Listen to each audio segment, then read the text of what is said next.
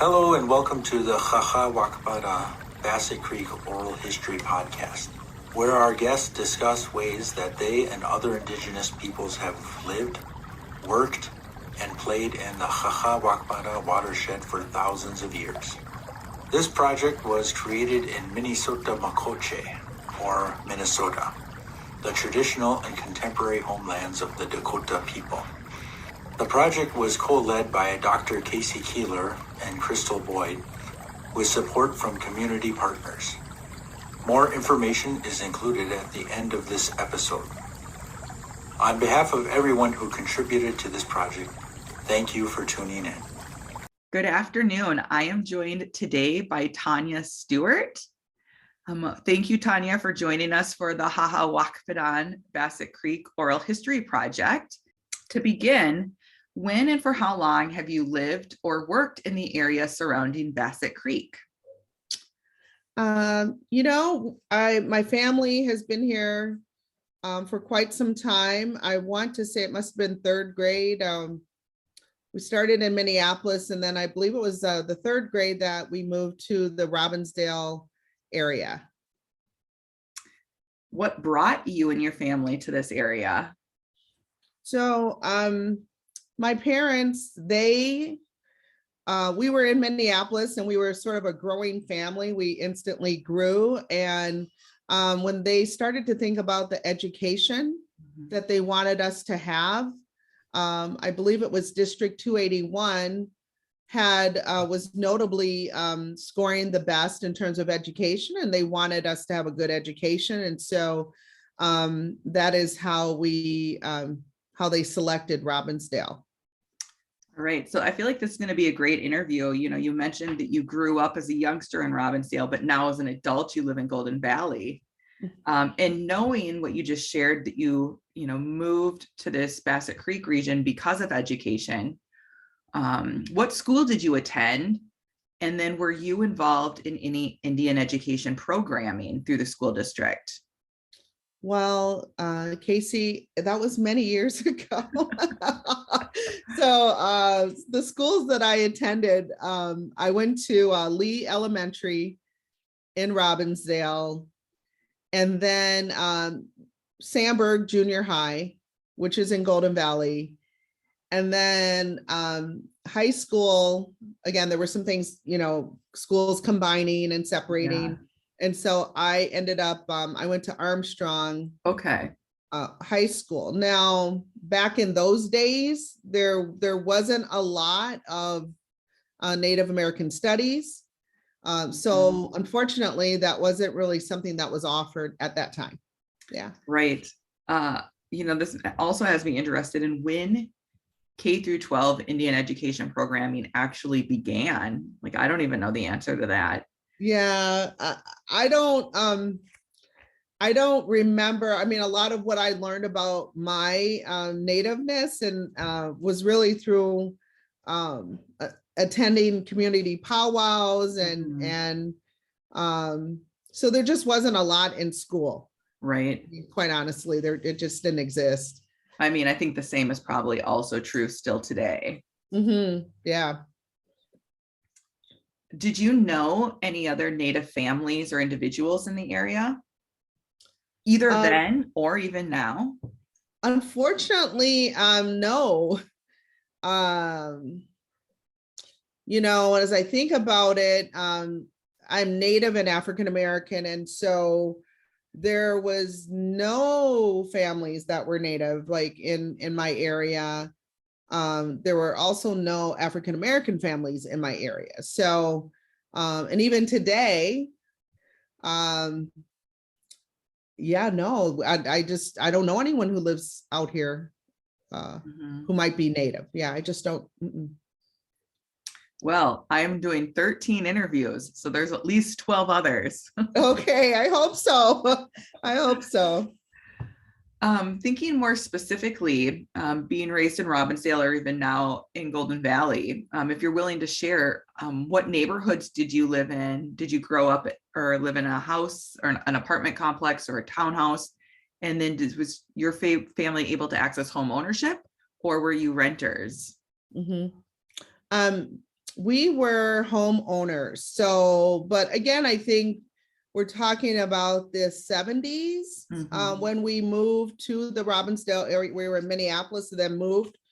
But what was interesting, our home, when my really my aunt and uncle who raised me, when they bought the home, they literally had to get approval to move to the area because they were the first Black family to move to that street in that neighborhood. And so oftentimes people were surprised that they were actually homeowners.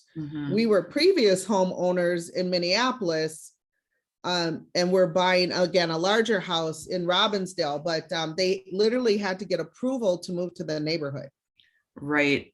For me, in thinking about this project and American Indians in suburbs, or any people of color in suburbs, you can't have these really in-depth conversations without thinking about access and the history, the legacy of race-based covenants, and also even redlining in these areas.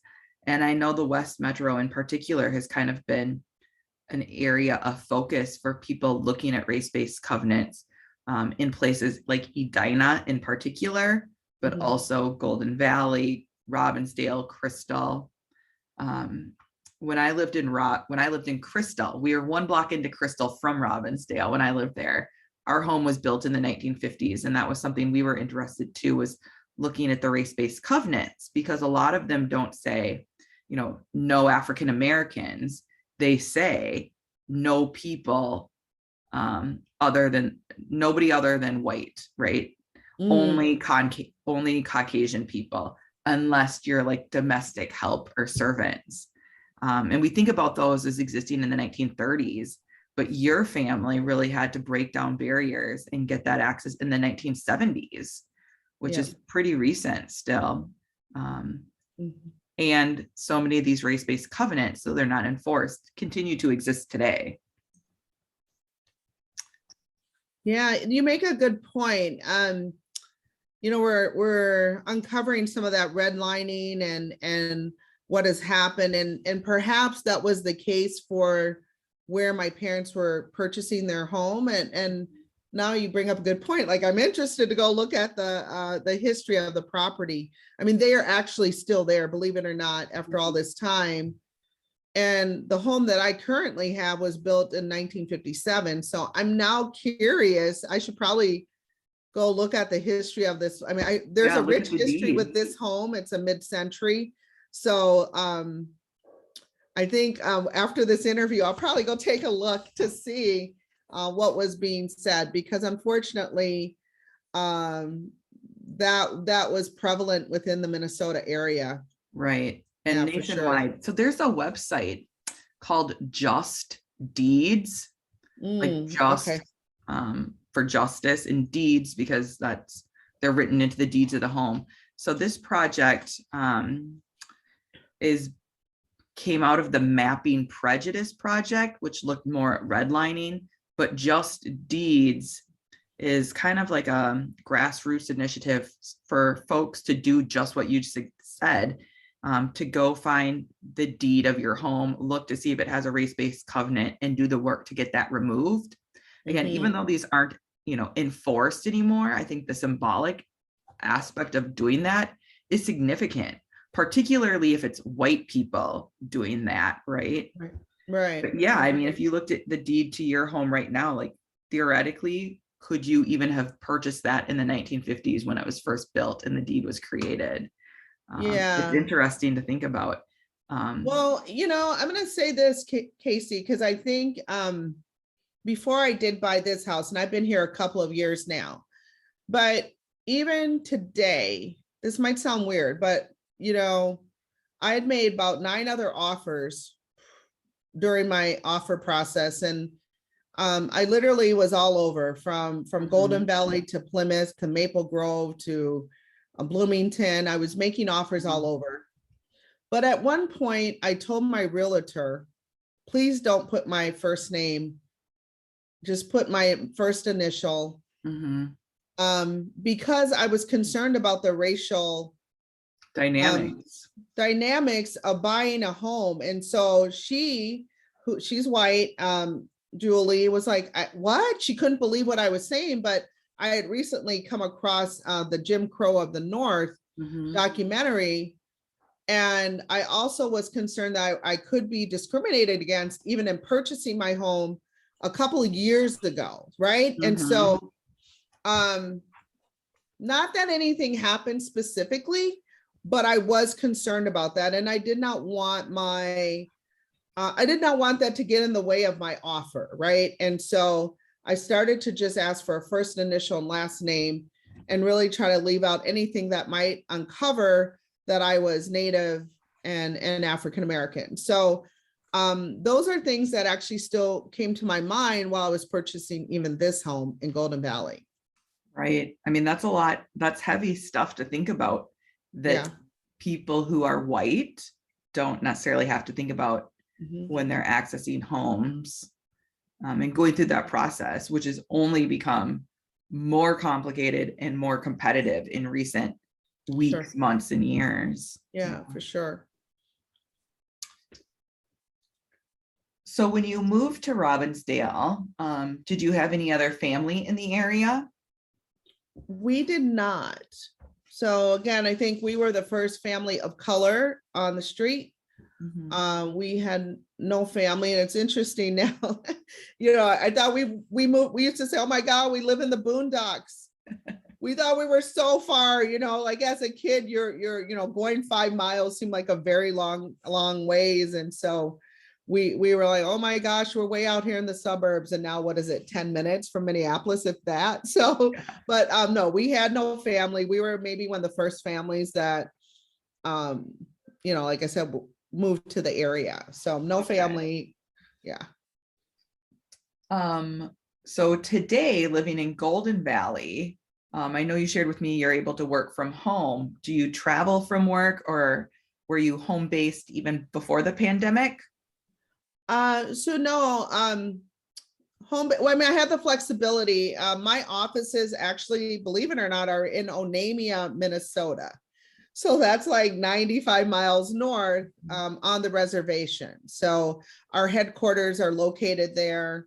The casinos that I work for, we have actually about 30 different businesses in our portfolio, but I would travel north to get to the office and had a lot of flexibility even then. So I might spend a day or two up there and then work remote. That's nice that you had that flexibility. So Mille Lacs, don't they own property right in St. Louis Park? Yeah, we do. We do. And so St. Paul. And St. Paul. And so, and then we have a marketing company that was in South St. Paul. But so what we started to do, and I think as in my role, building the culture of the company, I wanted to give people that flexibility. And so we ended up creating what we call the urban office. So in St. Paul. Okay. Because as we were hiring people from the University of Minnesota or wherever, some folks just didn't have transportation or desire to work in rural or remote areas. So we did create an urban office for people who live near the city here. Yeah. I mean, that seems important too, when you're thinking about economic development and where that really is unfolding kind of in the Twin Cities, not necessarily in Onamia. Right. And understandably so. So when you think about Bassett Creek in the watershed region, do you think about this area in particular ways as a Native person? Well, that's an interesting question. And then I would say, unfortunately, I haven't thought of it in this way. One little tidbit, I was actually born in Golden Valley. There was a hospital, so I'm coming back home in some weird way, but I've never thought of it in that way. Yeah, I think this question too, for people who identify or are Dakota, I think they might have some more connection to place. Sure. So on the contrary, or maybe on the flip side, more accurately, how do you think about living in a place like Robbinsdale or Golden Valley, a predominantly white place, as a Native person or a Native and African American woman? Well, I think, like I said, I was literally born in Golden Valley, so I feel like I'm coming home. But again, there aren't many people like me that I've seen around, even in the last couple of years or even historically. And so I think with my parents still in Robbinsdale, I'm here in Golden Valley. It just so happened, right, that it worked out after about 9 offers that I got this place. And so I don't see much diversity here. I just don't. And I would say I kind of have a love-hate relationship, because I like the quietness of it. I like the surroundings. Oftentimes and sometimes, I'm don't feel like it's home. Right. That does happen here as well. So it's been an interesting sort of dynamic of being here, but I know for me, it's where I'm supposed to be. Yeah, But, it's like kind of feeling like you're at home because that's where you've always been and lived. Yeah. But it's not always necessarily home in terms of like that strong cultural or community connection. Like the home, it's home because that's what you've made it.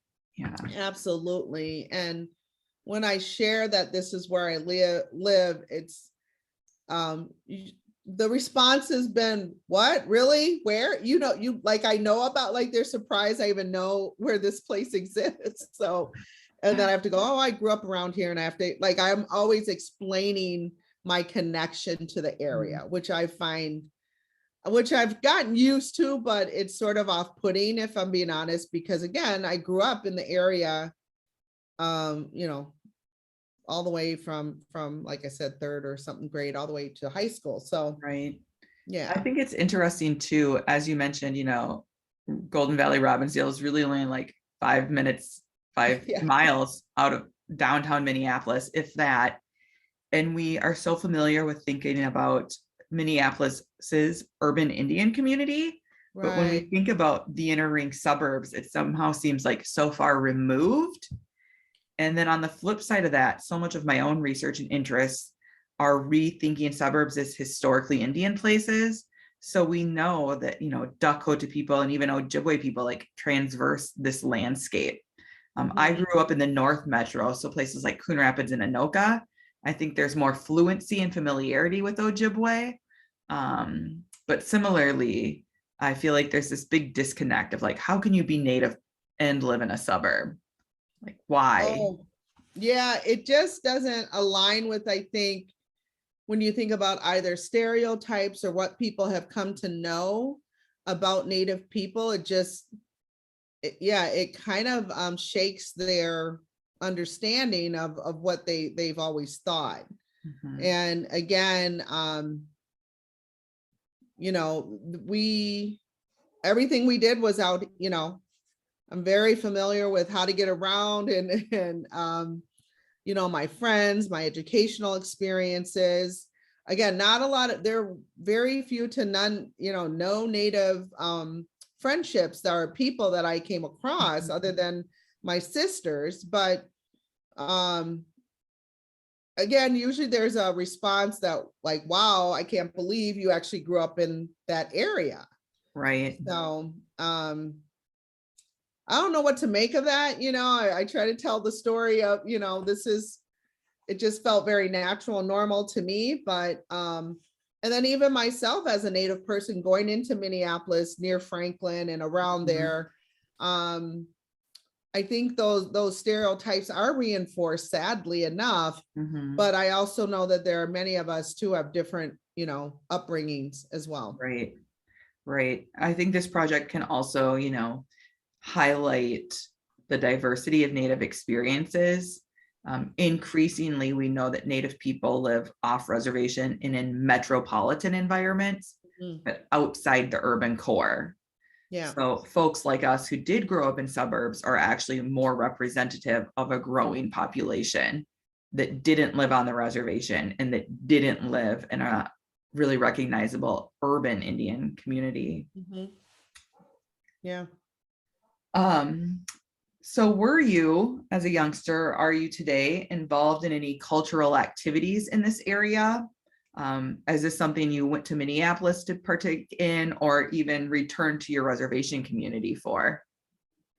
So great question, Casey. A lot of any, the cultural education or experiences that I'm currently having are not necessarily happening here in Golden Valley. I do go to the reservation for ceremony occasionally, or we have, our powwows at both Mille Lacs and in Hinckley, and any sort of dish settings typically happen there. Because of the Zoom and internet, I've been able to take, I just finished some schoolwork and I tried to take an Ojibwe language class, and that was offered through Zoom, which was great. I need to pick that back up, but again, not much has been offered in this area. Yeah. And or like I said, if I were to, sometimes the urban office might offer a powwow or something, so I would definitely head there. So not much happening here in Golden Valley. So yeah, some of the other folks I've spoken with were involved for this project, have been involved in Indian education programs in Robbinsdale or neighboring Osseo. So those programs, I think, have really grown and done important work for the youth. I've also learned recently that Breck has a decent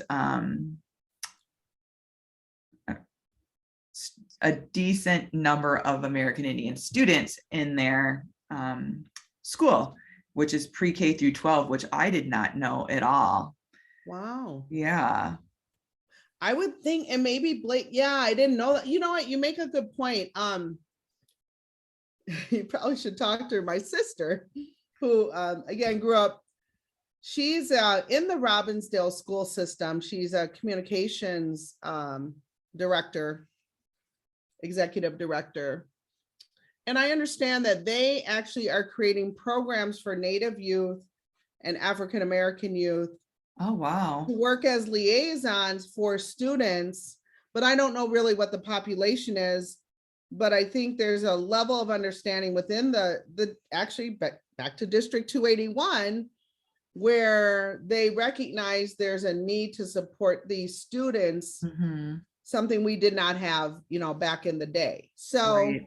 I think there's recognition of Native educators and again, kind of, I don't want to, cultural groups that, again, that are supportive of the different students that exist within the school district. So yeah, that's something we didn't have, right? We just didn't have.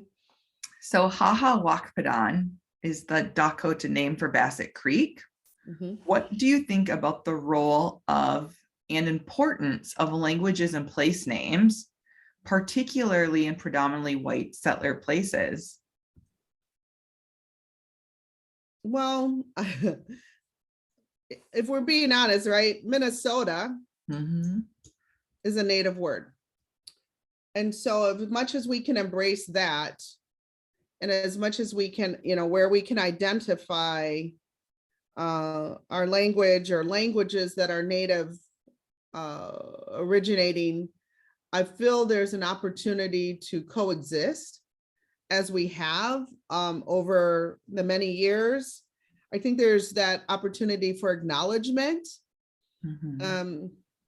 Again, there's a lot of history and stuff that's been left out of our history that I feel is worth exploring and acknowledging once. And I always say, when you know better, you do better. When you learn something, and sometimes we have to learn and unlearn and then learn again.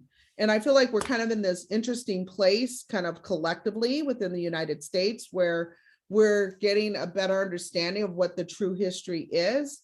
And I think there's opportunity to acknowledge each other in ways that are respectful. So I mean, that's kind of where I'm coming from as I'm learning more myself. Yeah. Right. Something that you said right off the bat when I asked you that was, we need to learn to coexist. So what came to mind for me was the ease of something like dual language signage. Yes. I'm reminded of that when I look at your background as well. Is that something they have at Mille Lacs, do you know? And is that something you feel that could be incorporated in a suburban environment like the Golden Valley, Wakpadan region? We have some, like, for example, like we have our Ojibwe values and we have the English version of the word. And then you also see the Ojibwe word. I'm not proficient. I know enough. I know words. Like I said, I'm still learning the language. So I think it's all about education, right? And so there's probably a story here, Casey, that needs to be told. And I think, again, this is all new for me learning today. And we don't have as much dual language, or, I feel like that's still a step we should take even as a company. But I see where even when you think about Bade Makaska, yes. And again, the importance of that change, and there's a whole thing there. And I haven't done all my research on that, but I do see where those acknowledgements, even though there was sort of some pushback on that, but it's the right thing to do. And again, as we learn and unlearn things, that we should acknowledge that. So we haven't done it to the extent that I think that we could. I don't think this area has, but I see that as, because you're right, like you go to meetings, sometimes people say, we want to acknowledge the land that we're standing on and rah, rah, rah. And then that's very nice. But what else, aside from that statement, right? What else are we doing to really look out who was here first and give that acknowledgement and respect, and again, teach each other about it, right? So that's kind of where I come from. You're so spot on. Even though we're Native women, we don't have all the answers, and we are also always learning, just like so many of our peers and community members. There aren't very many of us that speak our native languages fluently. So it's also always learning. I grew up in the Twin Cities, but I'm not Ojibwe or Dakota. So it's also like you need to learn the history of those communities who do call that place home, whose homeland you're also occupying. So even as Native people, we also need to learn other Native communities' histories and stories as well. But on the end there, you touched on land acknowledgements. So this leads to the next question.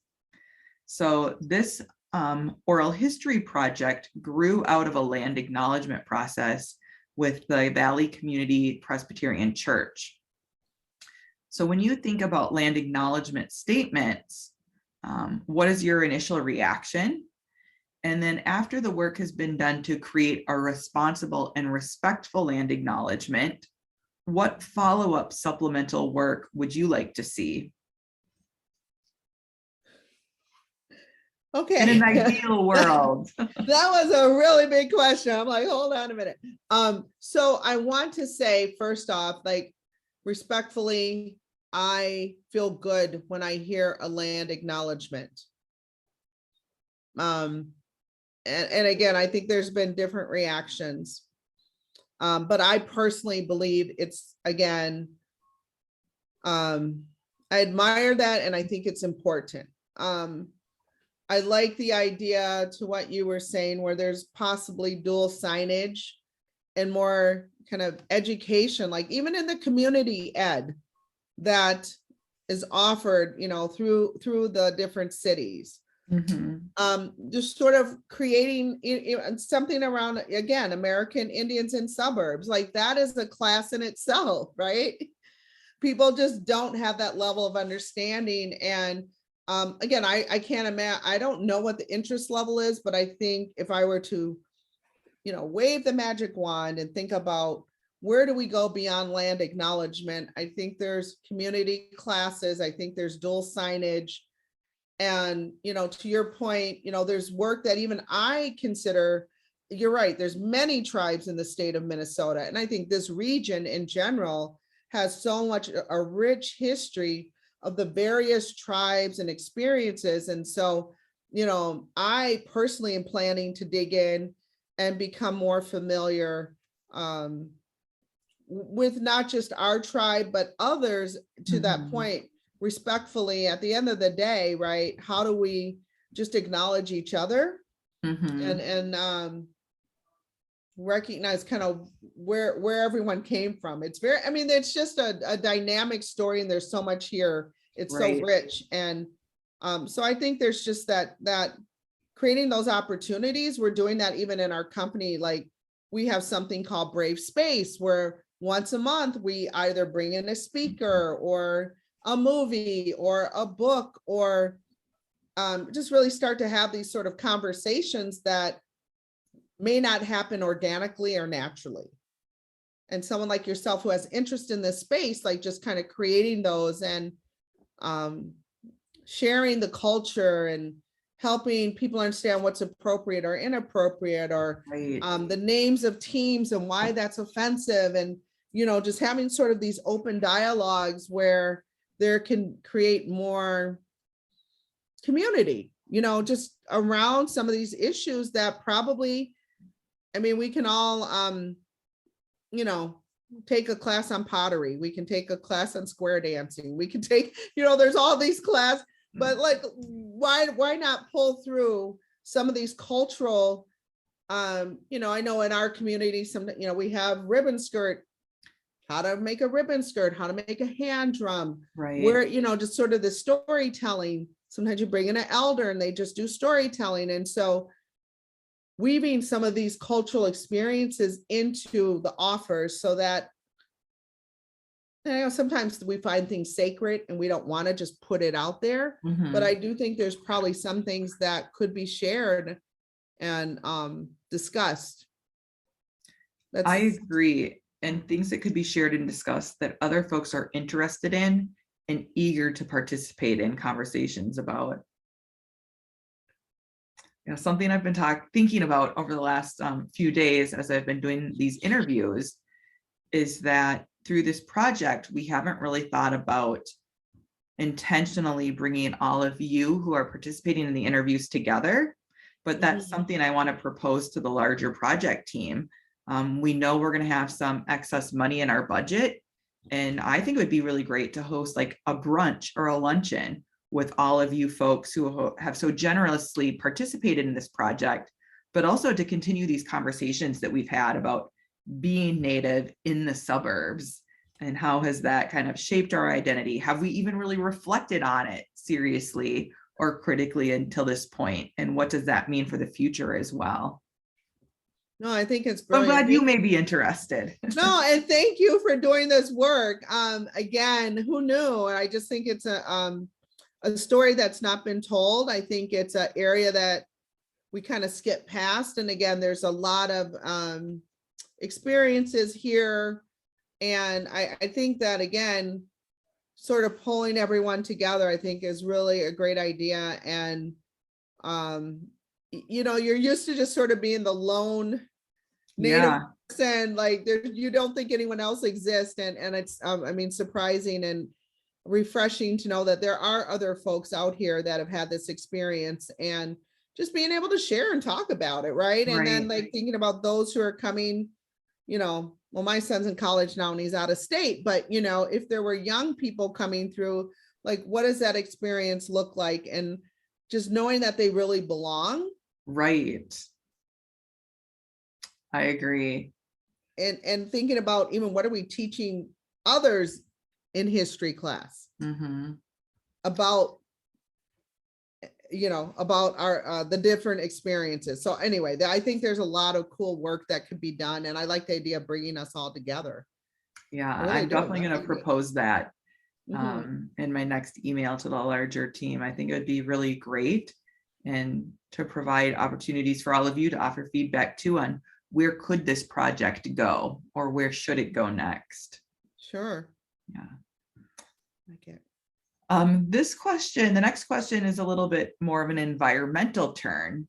Oh. So if you think about the management and stewardship of the Wakpadan Bassett Creek watershed, is there any advice that you would like to give to those who manage it, or any particular changes or initiatives you would like to see to the environmental aspect of this geographic area?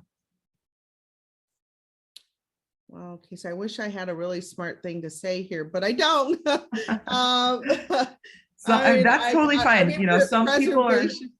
yeah, I mean, we've had some conversations, about access to housing and what that looked like. Some people are more interested in the environmental aspect. But I will say what I've learned through this project is that the watershed has not been treated well, which is Yes. perhaps probably not a surprise. It's, been highly polluted. There's a few golf courses that butt up to the Bassett Creek watershed. And then when the creek goes into Minneapolis, it's also tunneled before it enters into the Mississippi River. So there's obviously work that could and should be done. Yeah, I mean, preservation is one word that comes to mind, and the importance of our water. Water is life for us anyway. So I think we tend, again, another area that probably we haven't spent a lot of time on or forget about, but I think there's something around preservation and, again, unearthing, pun intended, the history of the Bassett Creek and how it served people back in the day. And so I think here in Minnesota, sometimes we just take some of this stuff for granted, right? So I think there's something around preservation that would be important for the area for sure. So as a Native person, or a Native person who's also African American and is a woman, is there anything that you would like future generations to know about your experiences in a predominantly white suburb?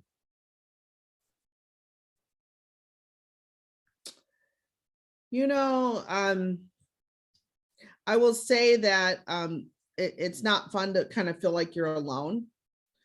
And so, again, I think some of those acknowledgements and recognition that there's more than white people in this area and that everyone matters and everyone counts. So I think that for me, growing up, I always felt very isolated, or I would find the brown person or find I was always sort of gravitating to that and definitely not learning about my history and doing that all on my own. And so as we go forward, I think there's an opportunity for, again, lessons and acknowledgement, and whether it's one or two people still, nobody wants to be ignored or forgotten or looked over. And so I think that this community, these schools could do a much better job of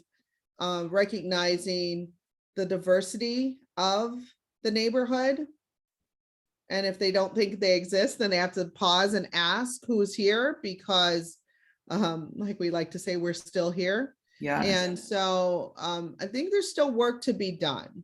I'm so thankful for this project and this conversation, because again, it's not one that's had very often, and that needs to continue.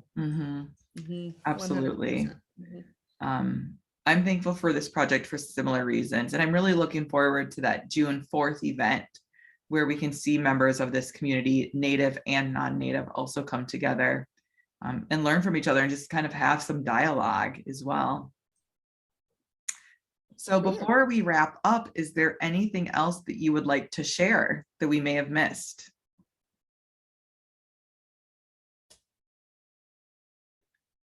I can't think of anything. I think, yes, really good questions, Casey. Again, I want to thank you for your time, because again, it's just a conversation that has never taken place. So I don't know if I had really good answers or responses for you today, because I personally haven't given this a lot of thought. It was just my experience, right? And so I will say that a lot of the work I do is in social justice, diversity, equity, and inclusion. And maybe because I felt always excluded, I'm always trying to include people. And so even my work that I do in my day-to-day is about creating that inclusive place and having these sort of harder conversations and Right. just sort of the importance of it. And so again, who knew, right? And so I just really am impressed with the fact that you're doing this work and that there's a conversation happening here. Miigwech, thank you. Thank you. Yeah, this has been so great. You know, when I tell people the kind of work that I do with suburban Indians, they're always kind of like, huh, I never thought of that, but it makes sense, you know? Right. And then when you not only think about American Indians and suburbs, but that suburbs really are historically Indian places. And when we think about places across the West Metro, places like Wayzata, Minnetonka, you know, all these place names, people are like, oh yeah, you know, Minnesota. But it takes some critical thinking or having these critical conversations to really interrogate what that means. So I'm appreciative of you and all the other participants who have shared and taken kind of this critical turn with me. Yeah. And, you know, one other thought I'm just having as we're closing out, I do think that we could do a better job of also educating our tribes of the validating all of these experiences and not one over the other, right? You have African American people who have grown up in the suburbs as well. They didn't grow up in the inner city, right? Or air quotes, the ghetto, so to speak, right? Right. And so you have people who, again, I think the media and social, you know, they kind of paint these pictures that are not accurate. Right. But I also think we have to be able to go back to our communities and talk more about that. You're not more one or the other because you grew up either right on the res or in the suburbs or in the city. Like, so I think we tend to do that to ourselves. And I think there's a good conversation, you know, you need to take it home and have those conversations as well. So not only educating where we are and those in the community, but taking it back home as well, I think is probably an opportunity that we haven't really work we just haven't done yet. So right. Just a side note. Thank you. All right. Thank you so much. Thank you for listening. This project may serve as a model for other communities that seek to go beyond land acknowledgement. To learn more about this oral history project, please contact Hennepin History Museum. The project was produced following the standards and principles of the Oral History Association. In addition to this podcast, the interview recordings, transcripts, and narrator files included signed legal released agreements can be found at the Hennepin History Museum.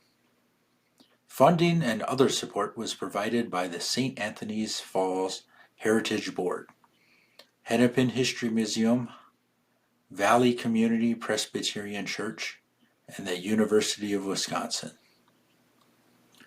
This publication was also made possible in part by the people of Minnesota through a grant funded by an appropriation to the Minnesota Historical Society from the Minnesota Arts and Cultural Heritage Fund. Any views, findings, opinions, conclusions, or recommendations expressed in this publication are those of the authors and do not necessarily represent those of the state of Minnesota, the Minnesota Historical Society, or the Minnesota Historic Resources Advisory Committee.